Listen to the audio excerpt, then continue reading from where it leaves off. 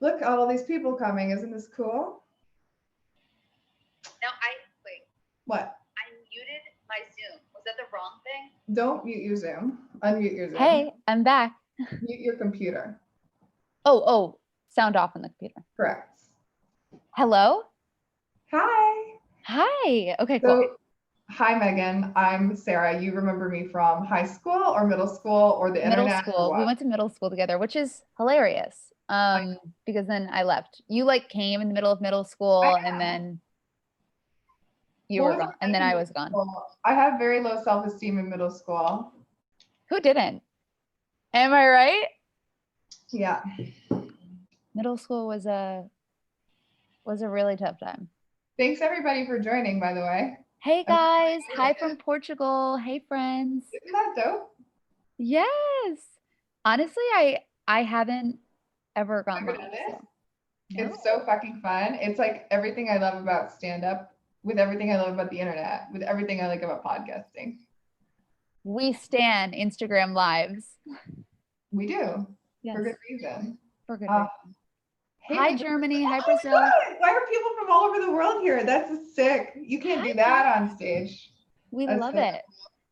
Hi, England. Hi. Texas. What up? Oh my God. Dude. Okay. Sick. Okay, back to the topic though. Amazing. Which is Kentucky rough. I'm sorry. It's okay. It gets better when you leave Kentucky. Or maybe you should stay and make Kentucky better. That's actually my opinion about that. Yeah, I see Kentucky right now from my window. Correct. And not everybody needs to live in New York. No. In fact, there are some really amazing people in Cincinnati, Ohio. Shout out. My friend lives in Detroit, loves it. Yeah. Oh, I love it here. One of my awesome friends just left New York for Vancouver, loves it. Well, she misses New York. She's definitely a New Yorker, but doing nice and doing well in Vancouver. Oh, yeah. No, here's the thing. I grew up right outside of New York City. So it was like, I always wanted to like go back, whatever. And then I honestly came to Cincinnati and I went to like school in Boston. So I was always kind of in these like metro. What? You've been in so many cities. Yeah. And then I was like, Cincinnati is cool. And there's this stigma. I think like one of the biggest divisions in this country, I mean, there's so many divisions in this country, but like the coast versus the middle of the country is like so real. And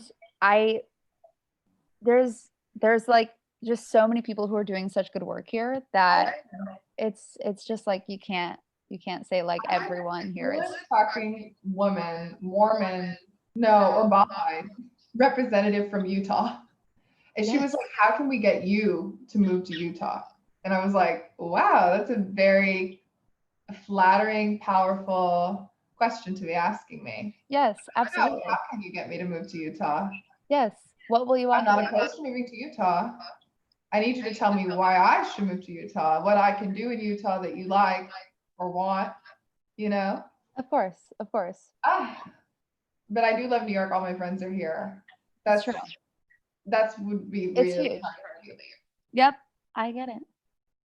But what can I ask you? So Megan and I grew up in the same town, had a lot of the same friends, but didn't really interact much until the internet or something after college or whatever. And then I would hit you up sometimes. I don't even know what to talk about, but I just know that happened. Oh yeah. It's really cool. She's like, I think you're a broadcast journalist, right? Yeah, broadcast journalist. That's cool. You went to Emerson, which was the other school I was considering.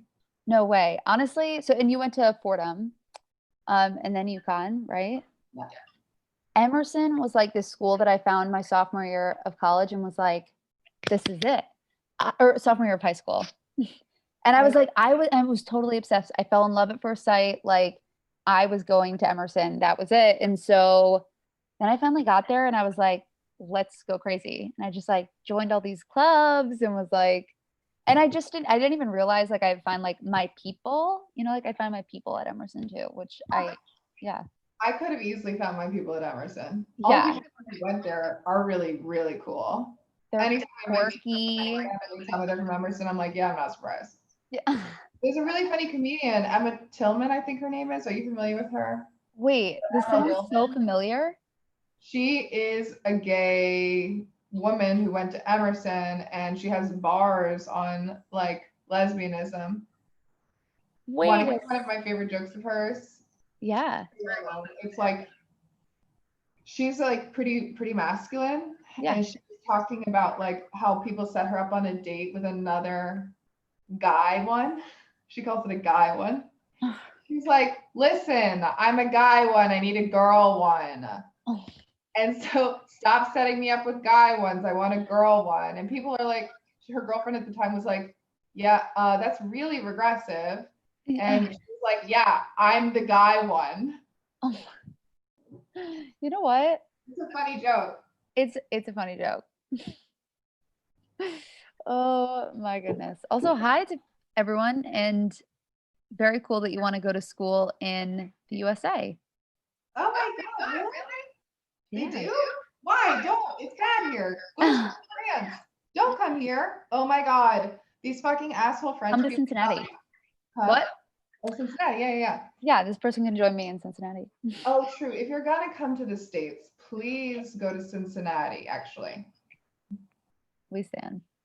Because we don't need everybody in New York. I think that's actually the great thing about COVID is it scattered more creative people to other places. Oh, that's interesting. Yeah. But it also caused me to dig in and identify as a New Yorker like more than ever. Why? Because I love small town New York. I love knowing my neighbors and walking around my street, Yes. building relationships. And I have a lot of friends here who I really love, who like when stand up burned down, got really depressed. And I'm like, I don't think we need to be depressed. I think we actually need to be excited right now. Like, Yeah. But also for me, like I thrive in chaos. So like this is a really good time for me. Yeah, absolutely. Like, What neighborhood are you in? Huh? What neighborhood are you in? I'm in Bed-Stuy in Williams. No, my office is in Williamsburg. My apartment is in Bed-Stuy. Love it. Love it. Yeah, it's good. Yeah. Yeah. So what are you up to these days? You introduce yourself now, please. Let's do it. Okay, so I'm a news anchor in Cincinnati, Ohio. Once again, shout out. What? News anchor. I thought you said new thinker. I was like, correct. Oh, I'm also a new thinker, just like brand new, innovative ways of spewing information. No, I'm a news anchor in Cincinnati, Ohio. Woke up this morning at like 4 a.m. That's my life, Sarah. What? It's yeah. I mean, I technically woke up at 3:30 and was in at 4, but like that's the life of a news anchor in the mornings. So then I get in, then I do my makeup, check over my scripts, go in, anchor the news. And obviously a lot of it. Your segments are so good. You're so charismatic and sweet. I love it. It's like, why do I feel like afraid of you, but not at all? So Continue. Okay, there's no reason to be afraid of me.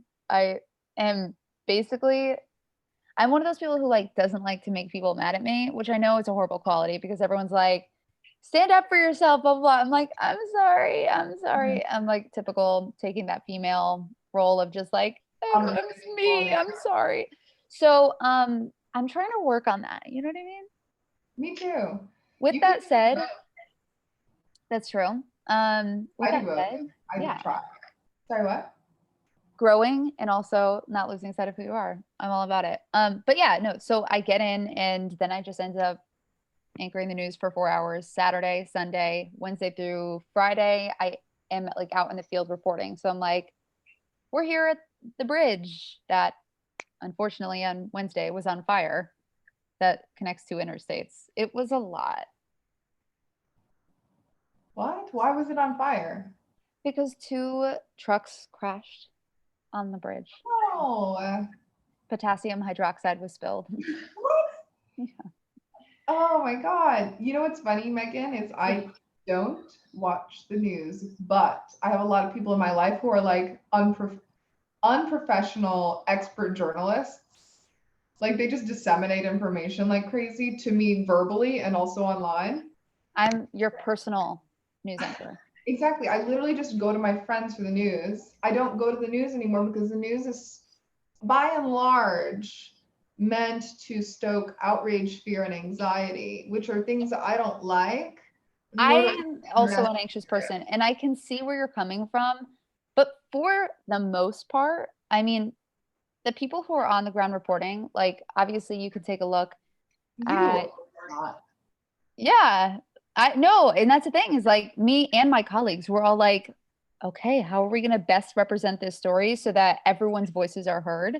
And you have to understand, like when you're telling a story, like there, everyone's like, it has to be fair and balanced, not to quote Fox News. But I mean, for something to be fair and balanced, when one team has a PR communications team, and then the people whose neighborhoods are getting affected have nothing but their voice, then to be fair and balanced, it's not going to look like giving them both equal airtime. It's going to look like making sure that this person has airtime and then you give this person, a chance to talk. But like focus the story, give them a voice. You know what I mean? That's the point of journalism, at least in my opinion. And I love that because yeah, that 50-50 rule, like there's a ring of truth to that. Like President Carter, right, had this rule where you should have like half the issues get half the time or something or whatever. Yeah. Like it was still very red versus blue, which I think is a big problem in America right now, is that there's a lot more in common between people on the right and the left than they are being told. Like yeah, we have so much in common with each other.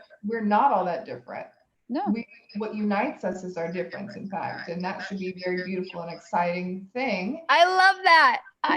That's my favorite. It should be. It shouldn't be anything to be upset about. We should be disseminating like what unites us, not what divides us. That is what is good. Good identity politics does that.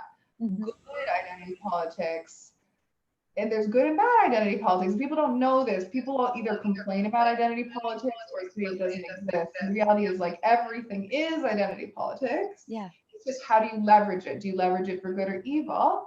And like I think in bad faith, both sides and the media are doing bad faith identity politics when what we could be doing is good faith identity politics, where we like bring like-minded people together who might not look the same, and we let them get to know each other and talk about how they feel and what they need, and then we start to notice the commonalities, and like then we can change the world.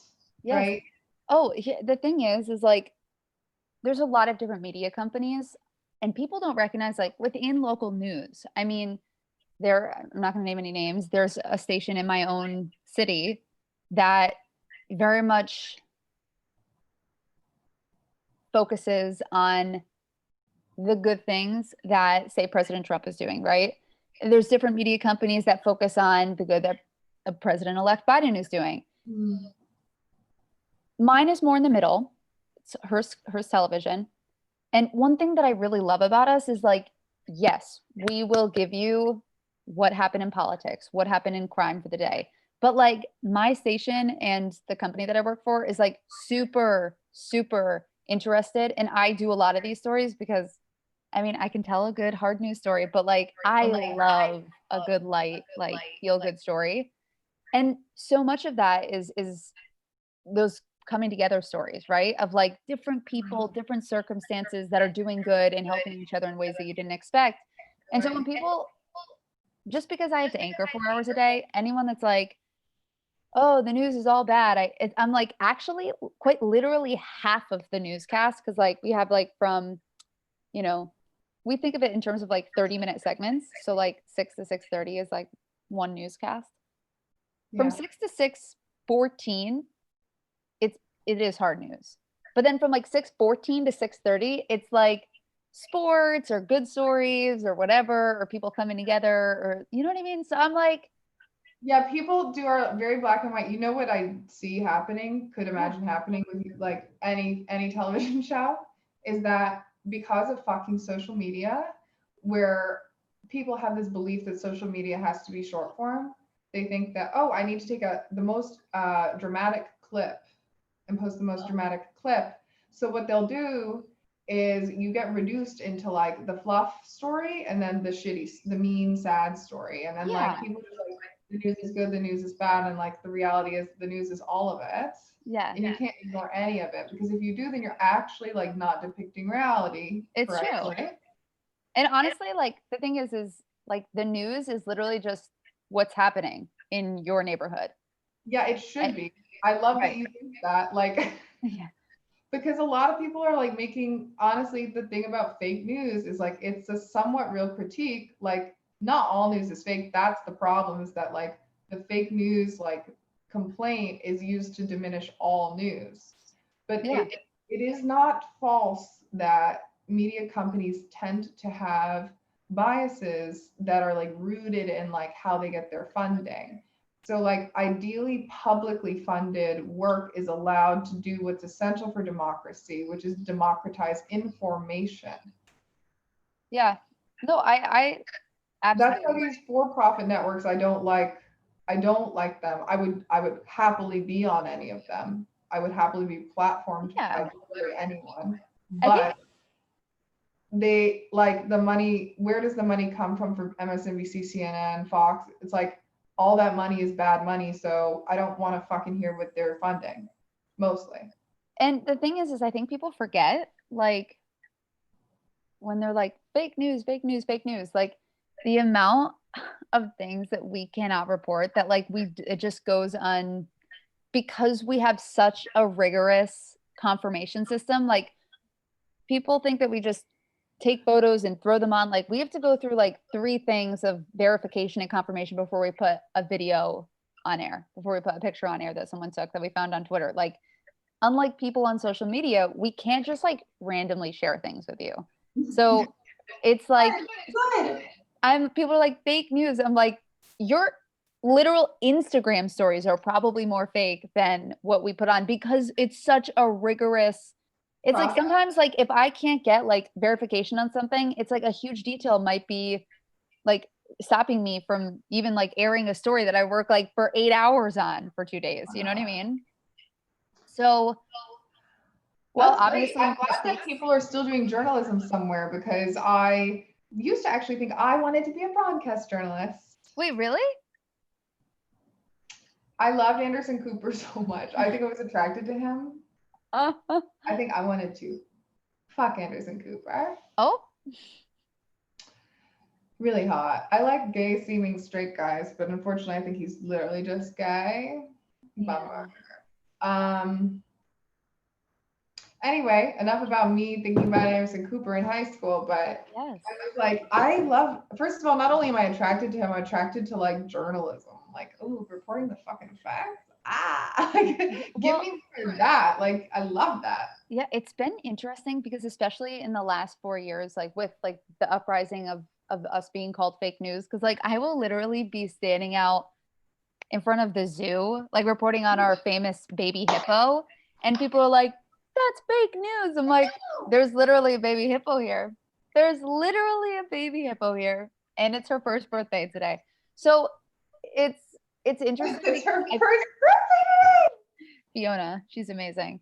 But it's funny because like I always, the first few years in the business, I was like, yeah, like journalism, great. Like I love writing, I love storytelling, that type of thing. I love media, so I love like editing video and all of that stuff, and obviously love performing because there's absolutely a performative aspect to it. But like within the last 4 years, just probably because I've been trying to defend myself as a journalist and defend the profession itself and defend a lot of my colleagues, because as we know, I mean, a lot of the times, like the people that are giving you these information are individuals, and No, there are journalists I love and I literally seek out. yeah, oh, definitely. And so, like, I feel like now I'm even more passionate about my job because I'm like, I'm a journalist and we've tried so hard and worked so hard. Journalism. Yeah, I love Yes. that. Yeah. It's very exciting. Like, you have to continue the fight. Like, there have to be good journalists out there. And I love that you have that sense of like moral connectedness to your work in order to do it, because that's how I feel too. It's literally everything I do. It's like I literally don't care what I'm doing Yes. as long as like the impact and the morals are right, because you can change the world and like improve the world 1,000 different ways. You can make an awesome app, you can make an awesome television show, you can do an amazing report, and it's just like what's in common among all those things, like the end goals and like the means, it's both. Yeah. It's the honesty and the tenacity and the voracious thoroughness and all that is like makes anything good. I totally feel that. Yes. Oh my God. Absolutely. And that's the thing. Like, there are so many professions that are doing such good. I'm like, I'm just obsessed.